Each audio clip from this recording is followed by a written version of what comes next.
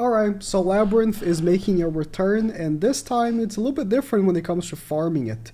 Because obviously, with the Labyrinth, not only you're just trying to beat it, but after beating it, you still have the shop to grind, and especially the LR coins, I assume, is what most people are really looking for.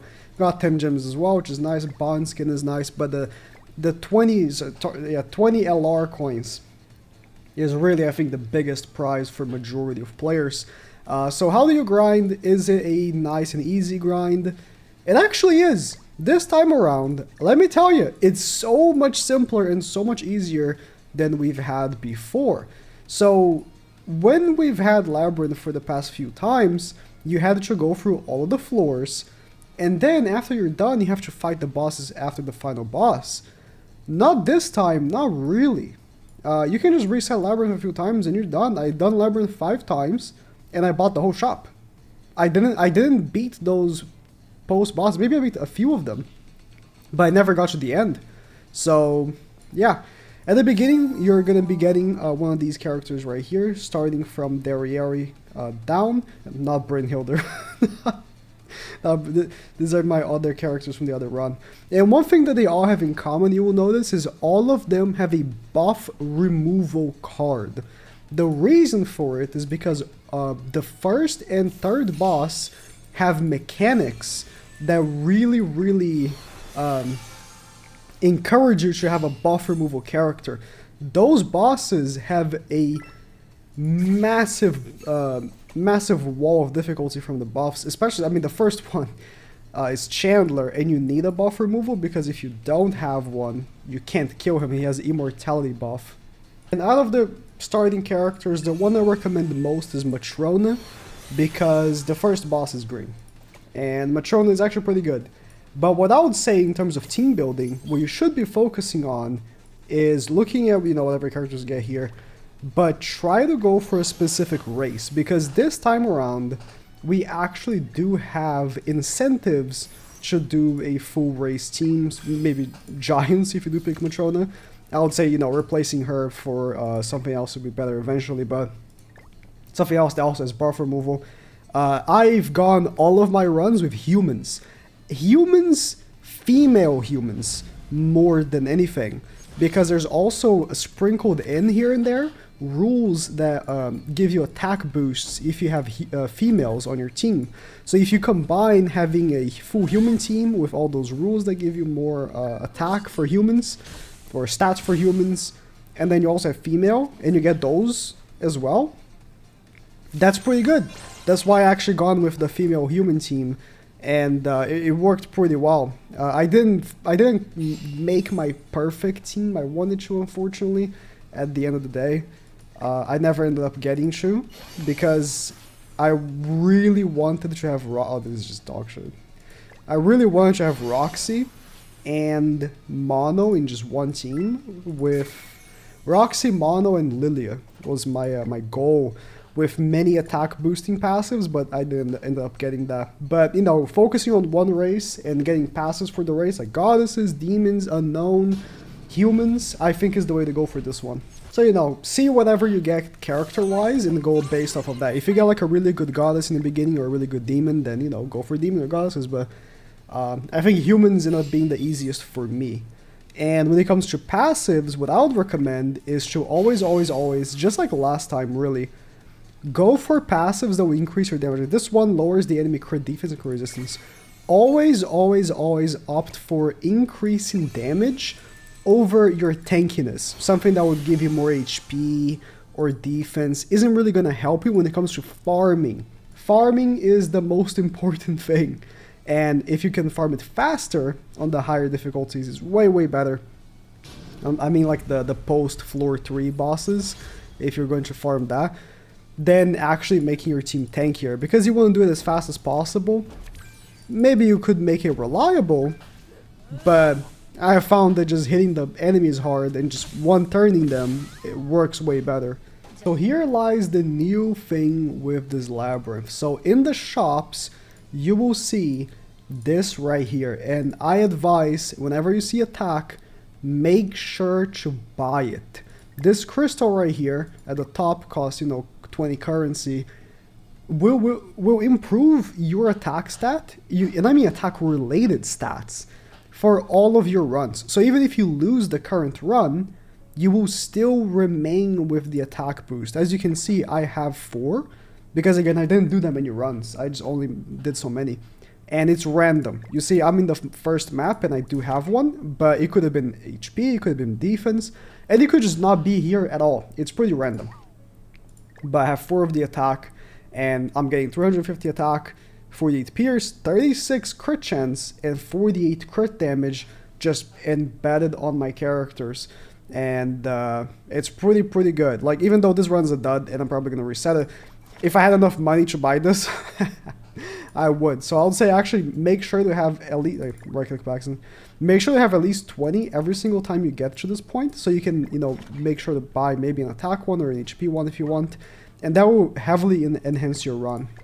I actually just got back to the store again in a second, my next run here, and let me buy one. So you only increase by 50 attack, but if you go in and you buy your first and your second, it's going to increase by 100 respectively, I think. So here, the first boss, and this is where I talked about the buff removing. So Chandler here has an immortality buff, and this is pretty annoying if you're doing a second run and you don't bring a buff removal, because you're gonna have a buff removal unit regardless, if you are just starting off here. But if you're doing your second run, you've already beat it, and then you're restarting and you don't realize, do not bring a character that doesn't have buff removal. So unless you one turn him, if you just one turn him, it's okay. But here he's gonna attack me.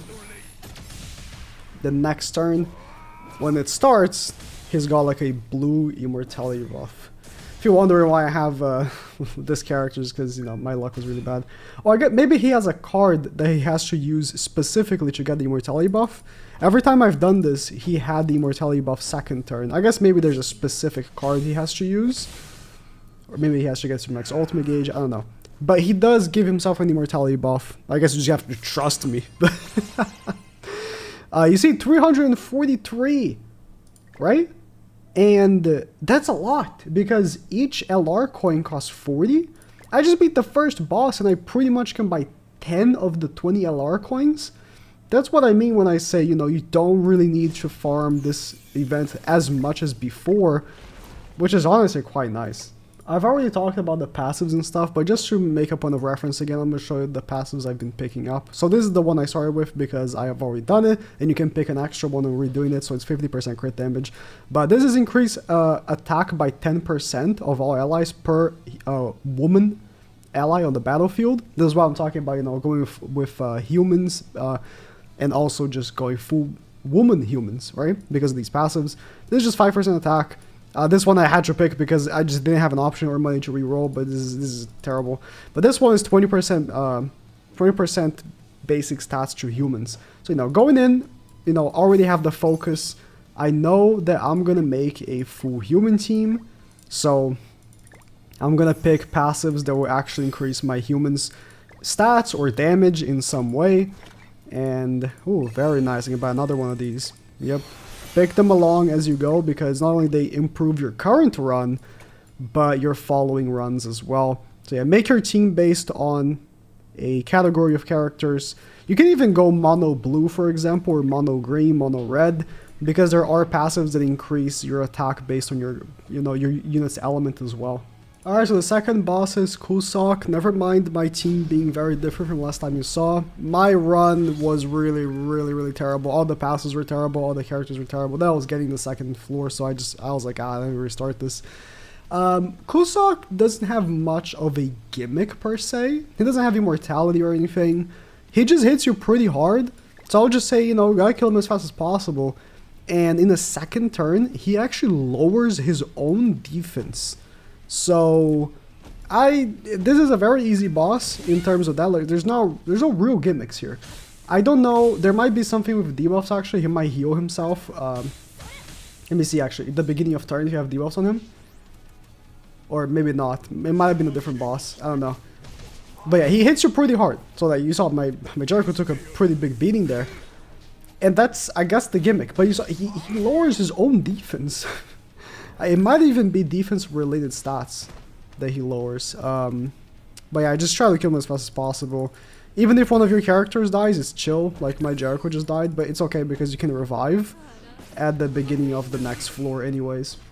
Here's what I was talking about. So, you know, you have these passives like increase attack. I don't know if it's attack or defense, but I think it's attack by 75%. It can be 100% for a specific race. Now I got very unlucky. I rerolled 2 times and I didn't get anything for humans.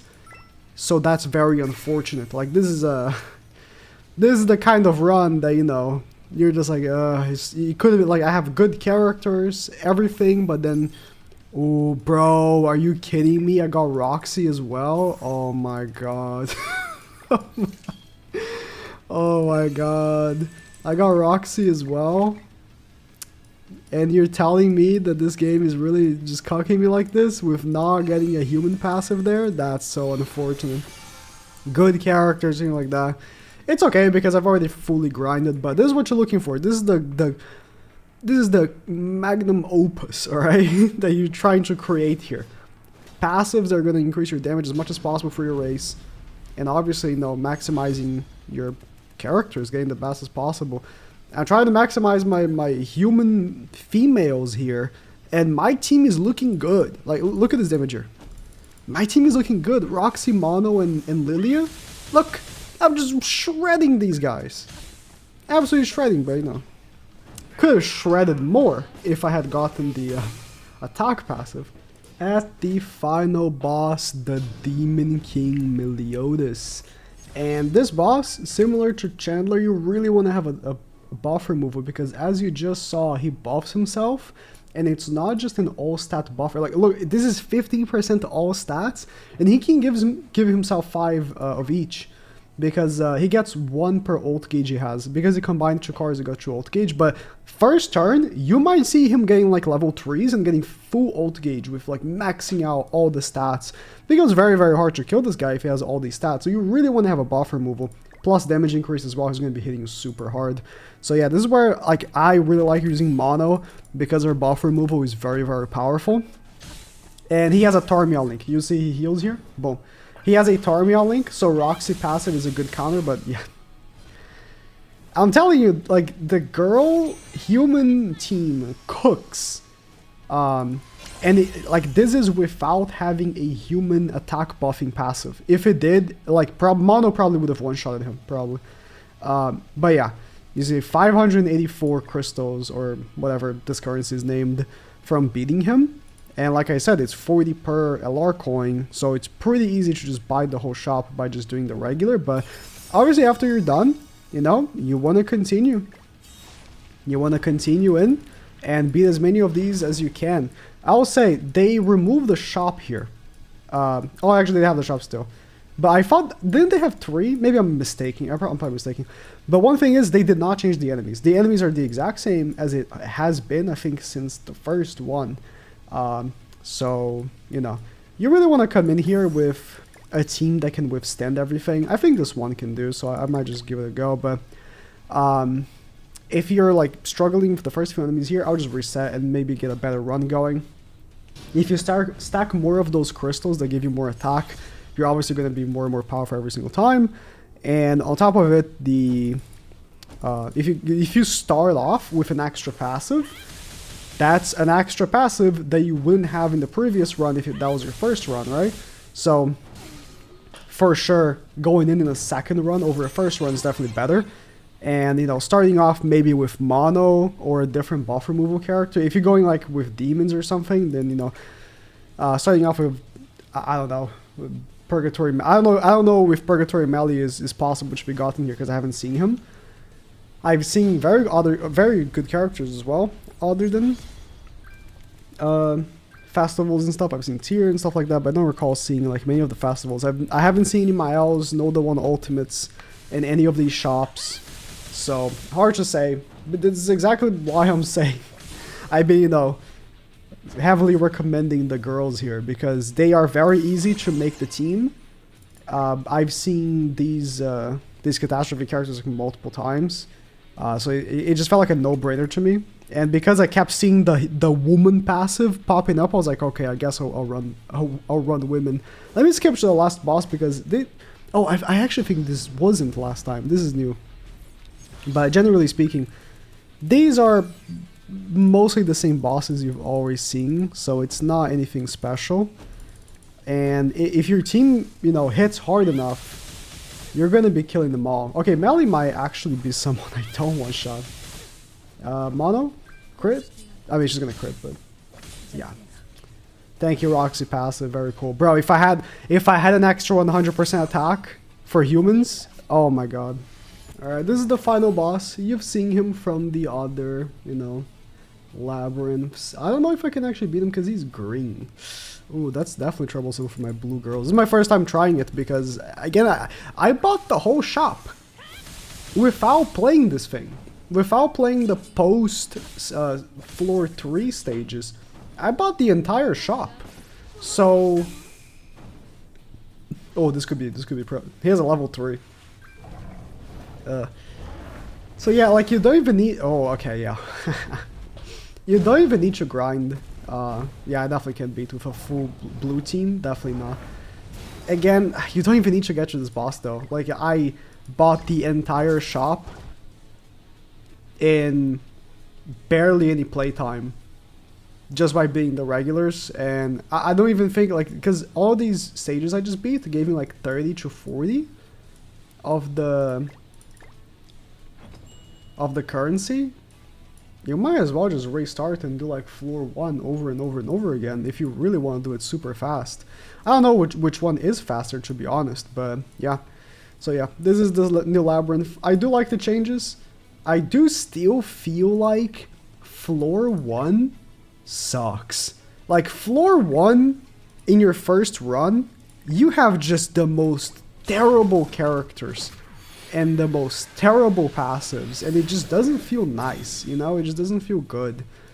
But when your subsequent runs, it's not that bad. It's just, again, I feel like this first character you get should be someone good, and every time, every single labyrinth except the first one is always...